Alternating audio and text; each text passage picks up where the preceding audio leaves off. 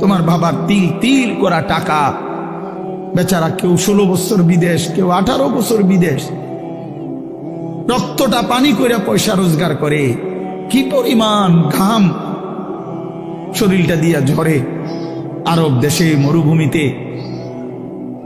আহা, 12 ঘন্টা 14 ঘন্টা 16 ঘন্টা ডিউটি করে প্রবাসী, কি পরিমাণ ঘাম ঝরে এক এক প্রবাসী। প্রতিটা টাকার মধ্যে, প্রতিটা দিনার দিরহামের মধ্যে, প্রতিটা রিয়ালের মধ্যে ঘামে ভিজা, ঘামে ভিজা।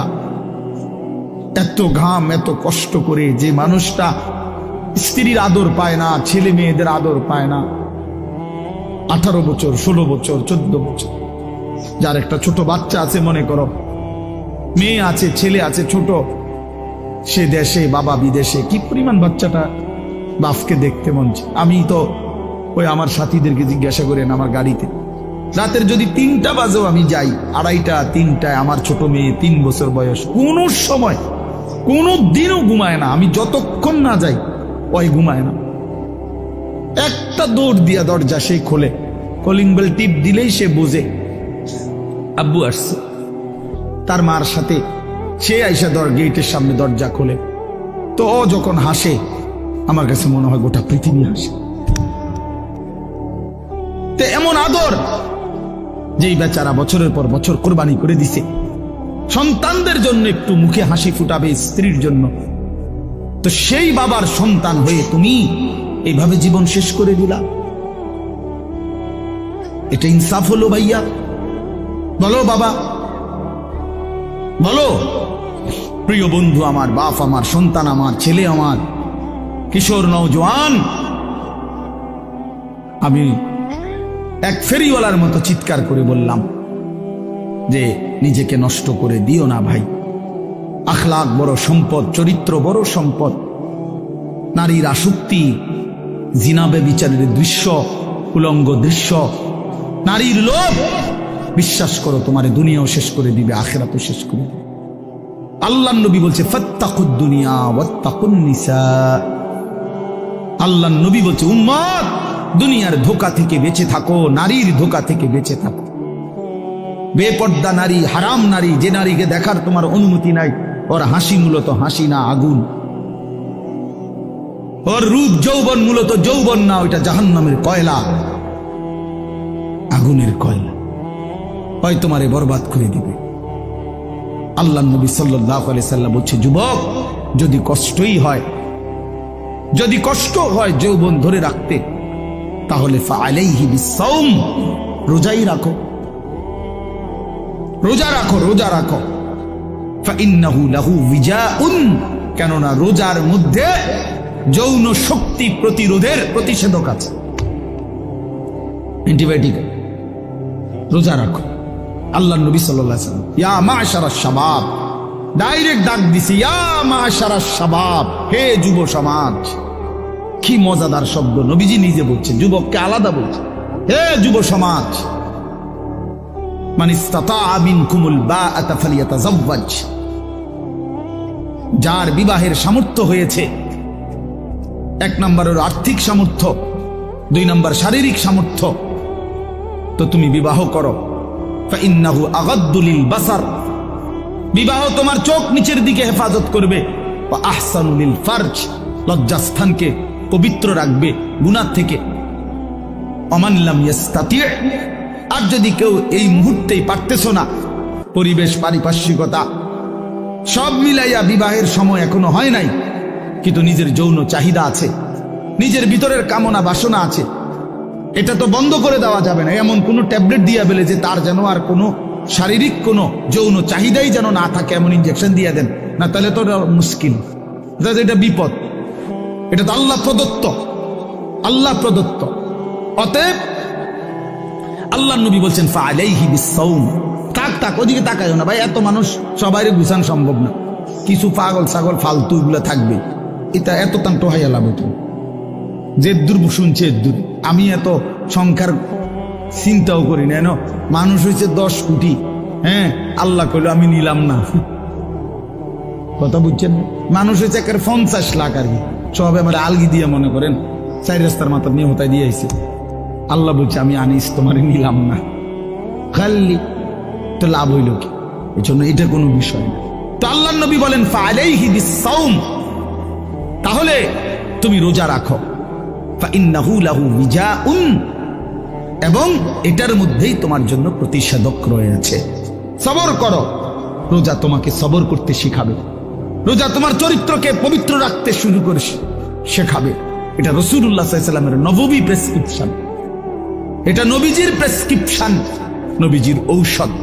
তো আমার বলার উদ্দেশ্য এই আয়াত আমি এই জন্য পড়ছি যে আলহামদুলিল্লাহ নিজেকে চরিত্র গঠন, তোমরা যারা কিশোর, নওজোয়ান, যুবক, তোমরা যারা এখনো অবিবাহিত, তোমাদের কাছে বন্ধু অনুরোধ, চরিত্রের হেফাজতের নিয়তে, অভ্যস্ত বানাবার নিয়তে, নিজের আখলাকের পবিত্রতার নিয়তে মাহে রমজান সামনে, মাহে রমজান সামনে, এবারের রমজানে টার্গেট নাও 30 দিনের রোজার মাধ্যমে দিল থেকে আল্লাহর কাছে এইভাবে 30টা দিন হাতে গুনে তুমি আল্লাহর সাথে ওয়াদাবদ্ধ হও যে আল্লাহ 30 দিন আমি রোজা রাখবো, এবং যৌন চাহিদা, লজ্জাস্থানের চাহিদা, অশ্লীলতা, বেহায়াপনা, নর্তকী, নাচ গান, উলঙ্গ ছবি দেখা, নারীকে নিয়ে চিন্তা ভাবনা, মেয়েকে নিয়ে অশ্লীল চিন্তা ভাবনা, অবৈধ কোনো প্রেম সম্পর্ক, হারাম কোনো রিলেশন, এসব ত্যাগ করে বন্ধু 30টা দিন মনোযোগ দিয়া রোজা রাখো, তারাবি পড়ো, ইফতার করো, সাহারি করো, তাসবিহ পড়ো, তেলাওয়াত করো, কোনো আলেমে দ্বীনের সাথে উঠা বসা করো, ইমাম সাহেবের সাথে সম্পর্ক করো, ইনশাআল্লাহ দেখবা আল্লাহ চাহে তো 30 দিনের মাথায় আল্লাহ বলেন লাআল্লাকুম তাত্তাকুন, আমি আল্লাহ ওয়াদা দিলাম মুমিন তোকে মুত্তাকি বানিয়ে দেব। কে আমাকে বানাইলেন? কোত্থেকে আসলাম? কেন আসলাম? যিনি আমাকে বানাইলেন সেই মহান মালিক আমার, তিনি কি জন্য বানাইলেন? আমি যা করছি এটাই কি তিনি চাচ্ছেন কিনা? আর তিনি যা চাচ্ছেন আমি তা করছি কিনা? প্রতিনিয়ত যে মানুষগুলো কবরে যায়, মৃত্যুবরণ করে, কেউ নিজের ইচ্ছায় মরে না, মরতে চায়ও না, কিন্তু এক অদৃশ্য মালিক তাদেরকে নিয়ে যাচ্ছেন। কেন নিয়ে যাচ্ছেন? কোথায় নিয়ে যাচ্ছেন? শেষ পর্যন্ত এর পরিণতি কি? আমাদের গন্তব্য কোথায়? মঞ্জিল কোথায়? এই বিষয়গুলো নিয়ে ভাবা, ফিকির করা, এটা অনেক বড় নিয়ামত।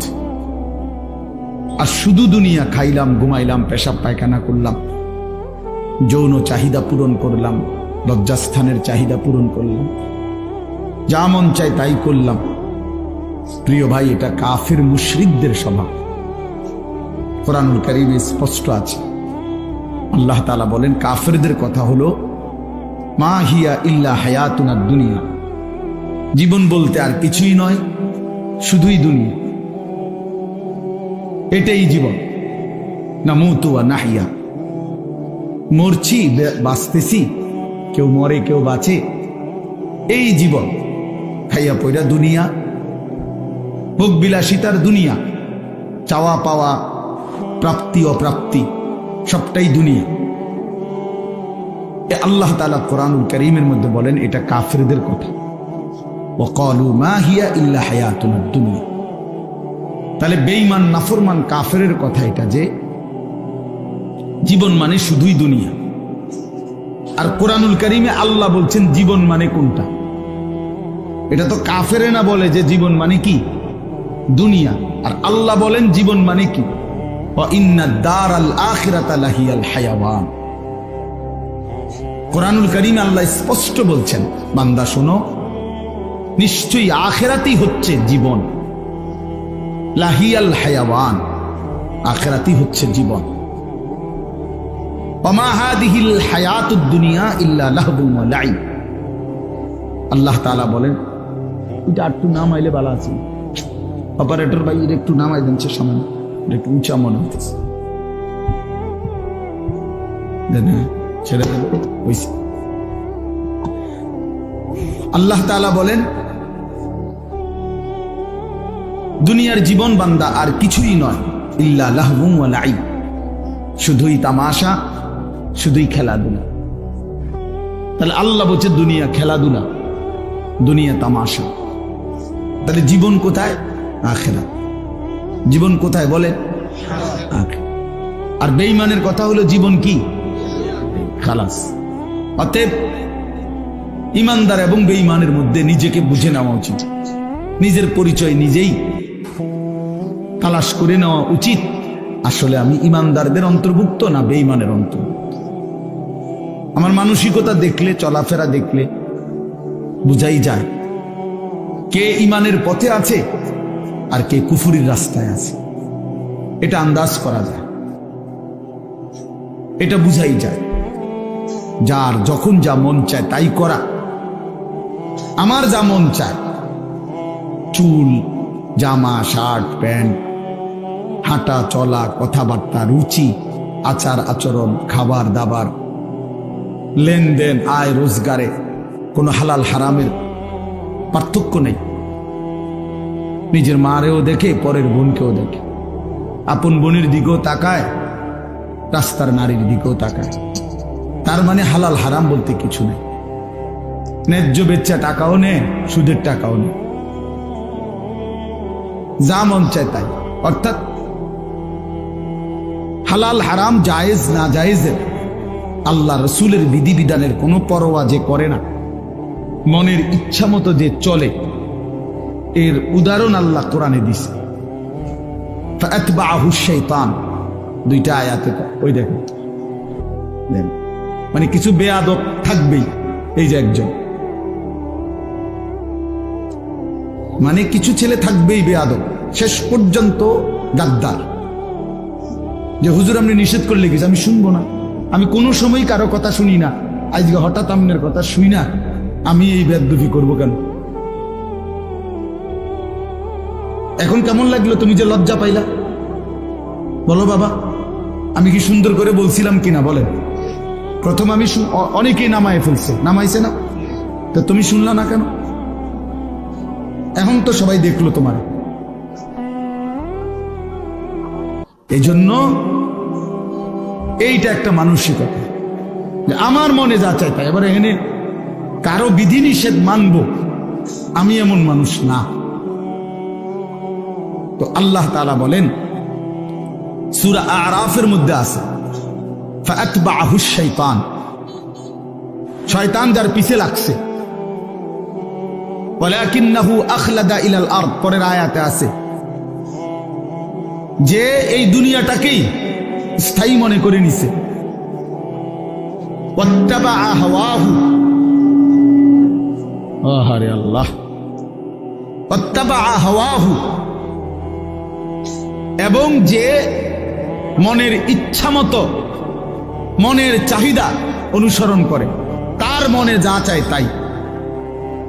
তিনটা জিনিস, শয়তান যার পিছে লাগছে, দুনিয়াটাকেই যে স্থায়ী মনে করে নিছে, মনের ইচ্ছা মতো যে চলছে। প্রিয় বাপ, সবাইকে বলি, আমাকেও বলি, আপনাদেরকেও বলি, আল্লাহর কসম কোরআনে বলছি, এখানে সব আলেম হাফেজ আছে, আর হাফেজ তো এনে বসাই, হাফেজ গড়ার কারিগর। তো আল্লাহ তাআলা বলেন এই আখলাক যাদের, ফামাসালুহু কামাসালিল কালব, কোরআন শরীফের আয়াত। আল্লাহ বলেন এই লোকের উদাহরণ হলো কুত্তার মতো, কুত্তার মতো, কুত্তার মতো, কুত্তার মতো, কুত্তার মতো। এটা কুত্তার মতো, কালব অর্থ কি?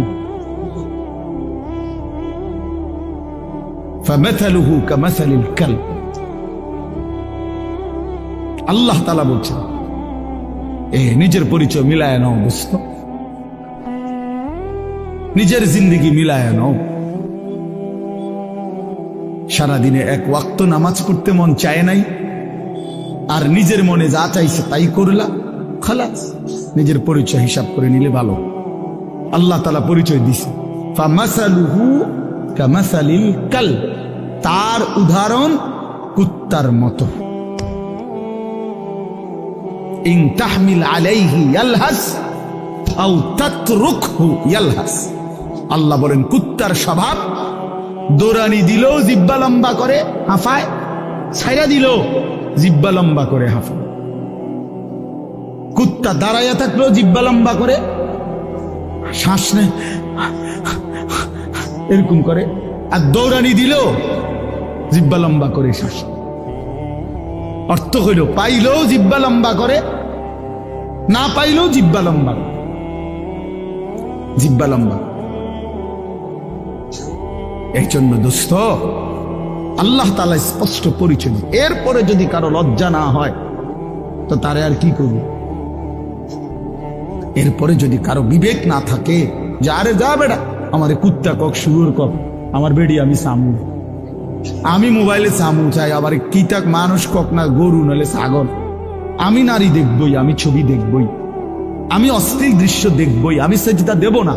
আরো যদি আমারে যদি কুত্তার তুনু নিচে নামায় দেও, আমি নিলাম না, আমার গায়ে লাগাইলাম না, আমি আমার মতো চলবই, তো ঠিক আছে ভাইয়া, ঠিক আছে। লাস্তা আলাইহিম বিমুসাইতির, আল্লাহ বলছে নবী আপনি কারো উপরে বল প্রয়োগকারী না, যে তারে যাইত্যা দইরা বলে তোর কল্লা হালাই দেবো তুই যদি নামাজ না পড়স, এমন এমন জিম্মাদার আপনি না। কথা বুঝেন নাই? সর্বোচ্চ বলা, সর্বোচ্চ পৌঁছিয়ে দেওয়া। ইন উরিদু ইল্লাল ইসলাহা মাসতাতাতু, আল্লাহ বলছে নবীরা বলতেন হে আমার জাতি, তোমাদের সংশোধন চাই, আমার সাধ্যে যেটুকু আছে এটুকু দিই। মাসতাতাতু অর্থ হলো আমার সাধ্য মতো, আমি যদ্দূর পারছি এদ্দূর, আমি যদ্দূর বলার সুযোগ পাইছি এদ্দূর, যদ্দূর চেষ্টা করছি বুঝাইতে এদ্দূর, এরপরে আর কিছু করার নাই। তুমি যদি নিজেই নিজেকে বরবাদ করে দাও, ঠিক আছে, ঠিক আছে ভাইয়া চলো, অসুবিধা কি? কারো দিনই থামে না, কারো রাতই আটকায় না, কেউ কারো জন্য দুনিয়ায় থামে না। আমার মৃত্যু তোমার লেগে আটকাইবে না, তোমার মৃত্যু আমার জন্য আটকাবে না, কারো জন্য আটকাবে না। প্রত্যেকেই একদিন আপন গন্তব্যে, আপন কবরে ফিরেই যাবে। আর কেউ না মরলেও আমি মরে যাবো, আমি না মরলেও তুমি মরে যাবে, মানে কেউ কারো জন্য আটকাবে না। এই জন্য দোস্ত, এটা কোরআন থেকে বললাম। আল্লাহ তাআলা বলেন আরাআইতা মান ইত্তাখাযা ইলাহাহু হাওয়াহু আফা আনতা তাকুনু আলাইহি ওয়াকিলা আম তাহসাবু আন্না আকসারাহুম ইয়াসমাউনা আও ইয়াকিলুন ইনহুম ইল্লা কাল আনআমি বাল হুম আযাল্লু সাবিলা। অর্থ হলো, সংক্ষেপে বলতেছি, একই কথা। আল্লাহ বলছে মনের ইচ্ছাকে যে নিজের খোদা বানিয়ে ফেলছে, আল্লাহ বলে তার পরিচয় আর কিছুই নয়, শুধুই জানোয়ার। ইনহুম ইল্লা কাল আনআম, সে আর কিছুই নয়, শুধুই জানোয়ার। আনআম মানে কি? চতুষ্পদ জন্তু, এটা না? বাল হুম আযাল্লু সাবিলা, আল্লাহ বলেন বরং সে জানোয়ারের চাইতেও বেশি পথ হারা, গুমরাহ। কেন?